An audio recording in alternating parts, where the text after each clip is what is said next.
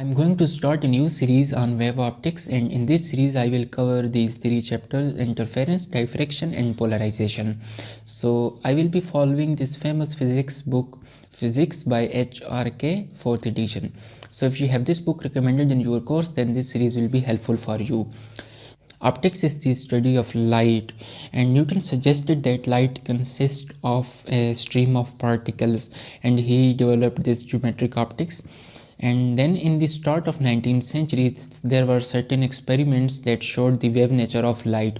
Especially the Young's double slit experiment was a direct proof that light is a wave.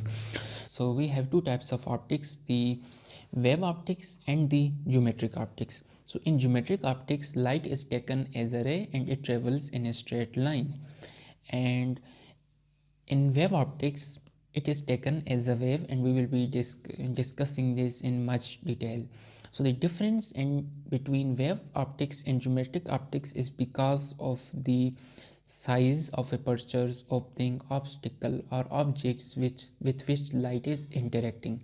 So if the dimensions of the openings or objects are sufficiently large, then we can take this light as a ray. For example, if we have here some opaque materials, let's say we have a book here and we make a hole in it and a light is shined on it. So if the dimensions of hole are sufficiently large as compared to the wavelength, then on the other side of the screen we see a single light spot. So this proves that light in fact travels in a straight line and it is taken as a ray. So this is simply a proof. But if the dimensions of this opening or the objects through by which light is interacting are sufficiently small and are comparable with the wavelength of light, that is of the order of a few hundred nanometers or micrometers, so in that case we cannot take this geometric optics. We have to consider the wave phenomena, wave nature of light. And one of such phenomena is interference. So let us first talk about interference. So if we have two waves and these two waves superpose in some region in space, so at that particular point the amplitude of the resultant wave will be either higher or lower than the individual waves. So you can see on this screen, so this is basically the interference pattern. So if light is passing through its opening that is sufficiently small and of the order of the wavelength of light, then we see such type of pattern on the screen. So this is a wave phenomena. So I have already discussed the condition for interference, that is the size of the opening or obstacle should be small, of the order of nanometer or micrometer. In general, we can say it should be of the order of wavelength of light. And the second condition should be that the waves that are superposing each other should be phase coherent. Let us first talk about the coherence. So let us talk about phase. So look here I have drawn a waveform. So it starts from here and this is a complete cycle, and after this it is repeating itself. So this is basically a complete wave up to here, and basically this is a sine wave. So I can write this as sine of omega t, where omega is the angular frequency. And if I take this amplitude to be E naught, so this is E naught, and let's say this is equal to E. So this is my first wave. And now if I draw another waveform on the same scale, and let's say it is starting from pi.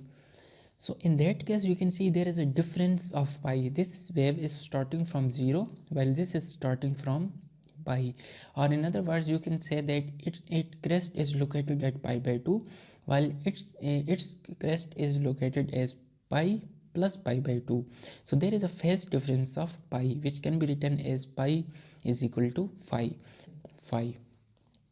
So for this wave I can write the equation as, let's say E2 is equal to, let's say they have the same amplitude, so this is E naught sine of omega t plus, here I need to write this phase difference, which is basically the pi. So now this is the expression for this wave. So this pi is basically the relative phase difference between these two waveforms. So now let us talk about this phase coherence. So since this is a waveform, so it propagates in time. So after some time it starts from here, and after some time it will be here, and it will move on. Similarly, this also will move on. So if after some time t they maintain this phase difference, that let's say at time t is equal to 0, they have a phase difference of pi, and after some time t they still have the phase difference of pi, then we can say that these two sources are phase coherent. That is, their phase is constant over time. So such sources are waves that are originating from such sources satisfy the interference condition, and can there will be an interference pattern on the screen. So let us give some examples of the phase coherent sources. So if we have two sources from one source, that is, if we, for example, here I have a source of light, and light is coming out from here. So here I can put some opaque material that light cannot pass through here, but here is small opening, and also here. So this light that falls on here, now it will move, and it will also move in here. So now these 2 points can act as two sources, but these two sources are basically originating from this one single source S. So if I make a change in this source, let's say I change the wavelength or intensity, so there will be, this change will affect both of these sources simultaneously. So that means that these two sources are phase coherent. And similarly, if we have two loudspeakers which are connected to the same system, so in that case the two loudspeakers will be phase coherent, although in this case they are producing the sound independently. Each speaker is producing its own sound, but because they are connected to one system, if we increase or decrease the volume, so it will affect both of the speakers. So they are phase coherent. And now next is two light bulbs. So if we have two ordinary light bulbs, so can they be phase coherent? So since we know that the idea of light emission is that electrons within the atoms are in ground state, and they are excited to some higher states, and when they fall back to the ground state, they emit photons. So this is basically the light photon. So this is how the light is produced. So this process, this decay of excited state is of the order of 10 raised to power minus 8 second. So this is a very small time interval. So for example, if we have two ordinary light sources, so after a time interval of 10 raised to power minus 8 second, a photon comes here at this point, another photon from this source comes here, and they superpose each other, and they may interfere, and we can have a bright spot, we have a maximum intensity. But after a time interval of 10 raised to power minus 8 second, this may pass out, and another photon from this source may come here and can cause a destructive interference.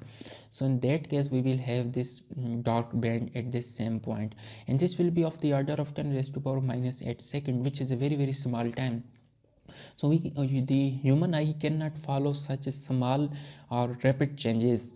So therefore, the human observer will not detect the interference pattern at any particular point. So this is one wave, and this is another wave. So the length up to which they have a constant phase difference, so that distance is known as coherence length, and it is usually written as c into delta t. So this can be written as LC is equal to C into delta t, where C is the speed of light and delta t is the time interval, which is reciprocal to this bandwidth. It was just an introduction, and I was just testing my setup. So in next video, I will be talking about Young's double slit experiment. Thanks for watching.